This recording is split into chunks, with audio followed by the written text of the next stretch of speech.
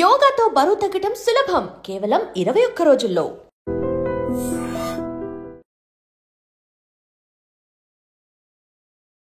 Hello guys, welcome to iDream media. నేను Priyadarshan. So ఈరోజు మనం మిరాయి మూవీ గురించి మాట్లాడుకోబోతున్నాం.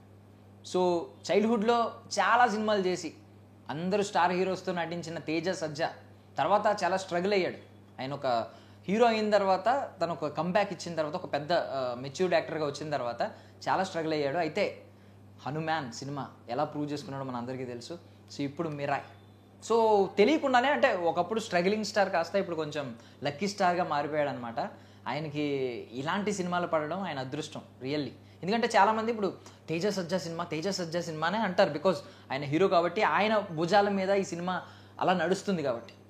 సో అండ్ మోర్ ఓవర్ ఏంటంటే తేజ సజ్జా స్క్రిప్ట్ సెలెక్షన్ సూపర్ అని అందరూ అంటారు. కానీ మనం ఇంకొక వర్షన్ క్లియర్గా మాట్లాడుకుంటే మనం తేజ సజ్జా లిటరల్లీ థ్యాంక్ చేయాల్సింది కార్తిక్ ఘట్టంనేని, పీపుల్ మీడియా ఫ్యాక్టరీని. బికాజ్ నాకు తెలిసినంత వరకు ఇది హనుమాన్ సినిమా పోస్ట్ రిలీజ్ తర్వాత ఆ సక్సెస్ తర్వాత సైన్ అయిన సినిమా కాదేమో అని నా డౌట్.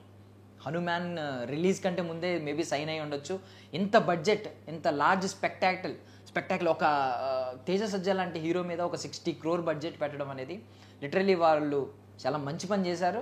అండ్ తేజ సజ్జా వల్లే ఈ సినిమా కూడా అండ్ ఒక స్టార్ కాస్ట్ని పెట్టుకుంటే మేబీ స్టార్డమ్ ఈ విధంగా ఆలోచించేవారు. కానీ ఇది కంప్లీట్లీ ఒక స్టోరీ డ్రివెన్ సినిమాగా మారిపోయింది అనమాట. అండ్ తేజ సజ్జా నార్త్ వాళ్ళకు కూడా నేషనల్ మీడియాలో కూడా ఒక స్టేట్మెంట్ పాస్ చేశారు. సో యంగ్స్టర్స్ మేము ఇలాగా ధర్మం గురించి సినిమాలు తీస్తున్నప్పుడు మీరు అప్రిషియేట్ చేయాలి తప్ప మీరు ఏంటి ఇలాంటి సినిమాలు తీస్తున్నారు, రిలీజియస్ ఎక్కువ తీస్తున్నారు, ఇలాంటి మాటలు అనకండి అని చెప్పి ఒక మంచి వేలో ఆయన అయితే వెళ్తున్నారు. ఆయనకి నిజంగానే పని చేయి ఫలితం ఆశించకు అన్నట్టు ఆయన ఫలితం ఆశిస్తున్నారో లేదో నాకు తెలియదు, కానీ ఫలితం అయితే చాలా గొప్పగా వస్తుందన్నమాట. మిరాయి అయితే మాత్రం అద్భుతం. 60 crore బడ్జెట్లో ఇంత గొప్ప సినిమా తీసారా అనిపించేలా ఉంది.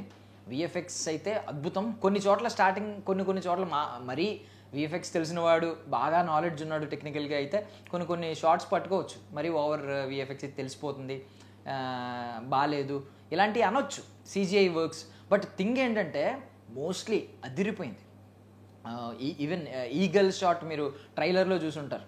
ఆ ఈగల్ సన్నివేశం వచ్చినప్పుడు ఇక్కడ లిటరల్లీ చెప్తున్నా, how to train your dragon అని ఒక సినిమా ఉంటుంది హాలీవుడ్లో.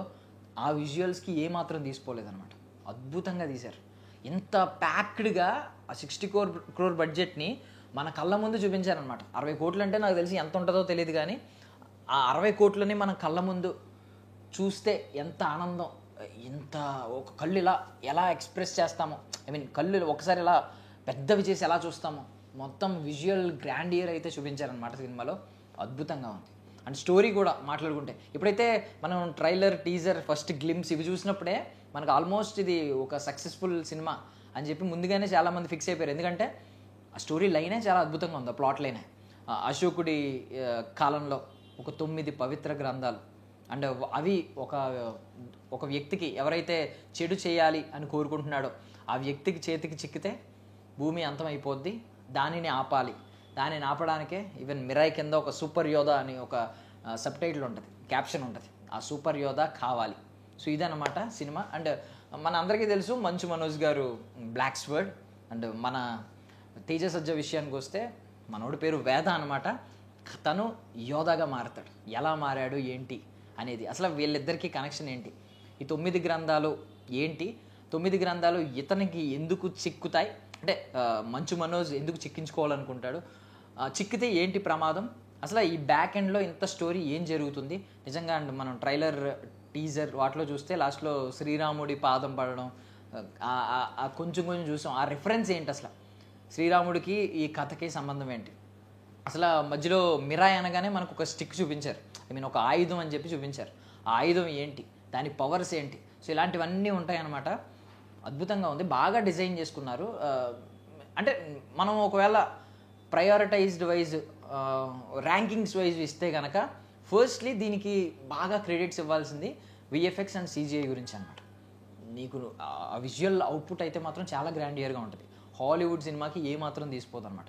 And story next part, story కూడా అద్భుతంగా ఉంది. అండ్ మెయిన్లీ మన హరి గౌరాని మెచ్చుకోవాలన్నమాట ఆయన ఎందుకంటే మొత్తం ఫస్ట్ ఒక సినిమా కంప్లీట్గా ఆయన టేక్ ఓవర్ చేసుకుని ఎంత లార్జ్ స్కేల్లో వస్తున్న సినిమాని ఆయన మొత్తం భుజాల మీద వేసుకుని ఆయన కూడా నాకు తెలిసి చాలా నిరీక్షించుంటారు ఈ సినిమా రిలీజ్ అయిన తర్వాత ఖచ్చితంగా నాకు పేరు వస్తుందని.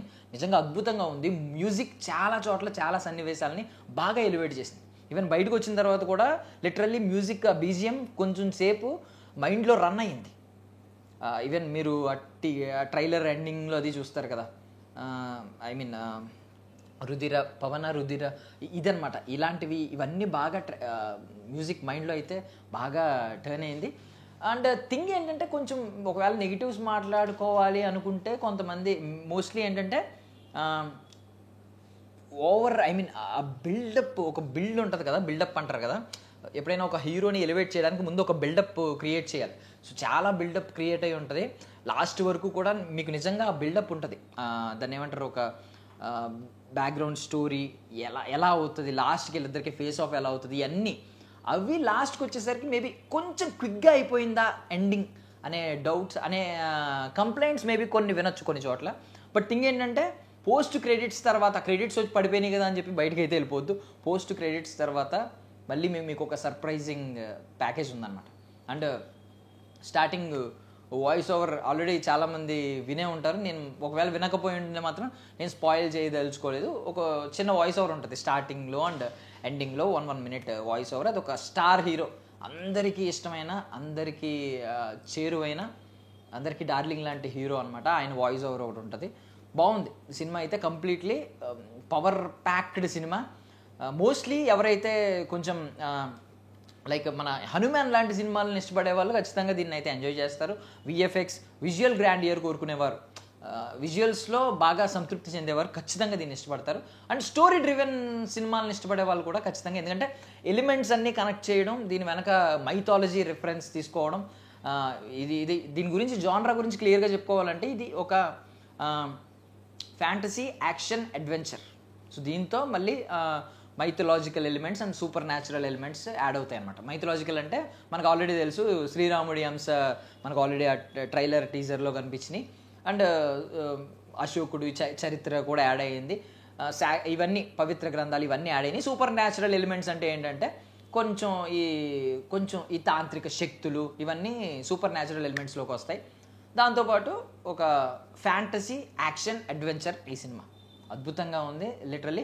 అండ్ మెయిన్లీ శ్రేయా శరణ్ గురించి మాట్లాడుకుంటే, కాస్ట్ గురించి మాట్లాడుకుంటే, శ్రేయా శరణ్ ఈ సినిమాకి బాహుబలిలో శివగామి రమ్యకృష్ణ అయితే దీనిలో శ్రేయ కూడా అలాంటి క్యారెక్టరైజేషన్ అనమాట. అండ్ ఆమె సినిమా మొత్తానికి సెంటర్, ఒక ఆవిడే సోల్ సినిమాకి. అండ్ తేజ సజ్జా, మంచు మనోజ్ గురించి మాట్లాడుకుంటే, తేజ సజ్జా మీద కొంతమందికి ఇంకా ఆల్రెడీ హనుమాన్తో ఆయన ప్రూవ్ చేసుకున్నప్పటికీ కొంతమందికి ఇంకా కొంచెం డౌట్ ఉండొచ్చు, ఏంటి ఇంకా ఫ్లూక్లో వెళ్తున్నాడా, ఏదో ఫ్లూక్లో సక్సెస్ అవుతుందా అని. వాళ్ళందరికీ దీంతో సమాధానం చెప్పాడు. ఆయన అయితే ఫ్లూక్లో వెళ్ళే వ్యక్తి కాదు. ఆయన మీద పెట్టిన నమ్మకాన్ని ఆయన ప్రూవ్ చేసుకుంటున్నాడు అనమాట. ఆయన 100% ప్రూవ్ చేసుకున్నాడు. ఇక్కడ మంచు మనోజ్ విషయానికి వస్తే చాలా స్టైలిష్ విలన్. మనం ఆల్రెడీ ఆ చిన్న క్లిప్స్లో చూసినప్పుడే, బ్లాక్ స్వర్డ్ గ్లిమ్స్ చూసినప్పుడే మనకి అర్థమైంది. అద్భుతం ఆయన అసలు. ఐ మీన్ ఒక యాంటాగనిస్ట్గా ఆయన జర్నీ కనుక కొనసాగిస్తే మాత్రం ఆయనకి ఒక లాంగ్ రన్ ఉంది, ఒక మంచి కెరియర్ ఉండబోతుంది అని అర్థమవుతుంది. ఆయన డైలాగ్ కూడా ఒకటి ఉంది, నా గతం, ఒక డైలాగ్ మనం ఆల్రెడీ ట్రైలర్లో చూసాం కూడా, నా గతం నక్షత్రం, నా ప్రజెంట్, నా వర్తమానం ఊహాతీతం అని చెప్పి. లిటరల్లీ ఆయన గతంలో ఒక స్టార్ ఫ్యామిలీ నుంచి వచ్చిన వ్యక్తిగా కొనసాగిపోయారు. అంటే సినిమాలు చేస్తూ మంచు మనోజ్, మోహన్ బాబు గారు అబ్బాయిగా మంచు ఫ్యామిలీ నుంచి వచ్చిన వ్యక్తిగా హీరోగా కొనసాగారు. ఇప్పుడైతే ఊహాతీతం అన్నారు. నిజంగానే ఆయన ఊహాతీతం. ఆయన యాంటాగనిస్ట్ రోల్స్ చేయాలి అనుకోవడం ఖచ్చితంగా ఆయనకి చాలా మంచి మైలేజ్ తెచ్చి పెడుతుంది అనమాట. ఎందుకంటే ఆ పవర్ఫుల్ డైలాగ్ డెలివరీ కావచ్చు, ఎక్స్ప్రెషన్స్ కావచ్చు, దాన్ని ఏదంటారు ఆహార్యం, ఆహం, అవన్నీ చూపిస్తారు కదా. సో ఖచ్చితంగా. బట్ ఏంటంటే థింగ్ ఏంటంటే నాకు లిటరల్లీ కొంచెం ఏమనిపించింది అంటే ఇంకా కొంచెం క్యారెక్టర్ ఆర్క్ కొంచెం పెంచుంటే బాగుండేది. దానికి స్కోప్ ఉంది, ఆ పొటెన్షియల్ ఉంది. ఎందుకంటే బ్లాక్ స్వర్డ్ అనే క్యారెక్టరైజేషన్ అద్భుతం. దాంట్లో ఉన్న క్యారెక్టర్ మన మంచు మనోజ్ గారు కూడా, ఆయన కూడా మంచి పొటెన్షియల్ ఉన్న వ్యక్తి కాబట్టి ఇంకొంచెం ఎలివేట్ చేసి ఉంటే ఖచ్చితంగా విలన్స్ డామినేటింగ్ హీరోస్ అని మనం అనుకుంటూ ఉంటాం కదా, అలాంటి విలన్ అయ్యేవారు. ఇప్పటికీ కూడా మంచి డామినేషన్ ఉంది. బట్ థింగ్ ఏంటంటే మేబీ వాళ్ళు కూడా క్యాలిక్యులేషన్స్ ఉండి ఉంటాయి, కొంచెం విలన్ ఇంకా ఎలివేట్ చేస్తే హీరో హీరోని డామినేట్ చేస్తారు అనే క్యాలిక్యులేషన్స్ వల్ల మేబీ అక్కడి వరకు పరిధి పెట్టారేమో. బట్ ఫైట్స్ ఉన్నాయి, ఆయనకు కూడా బాగున్నాయి.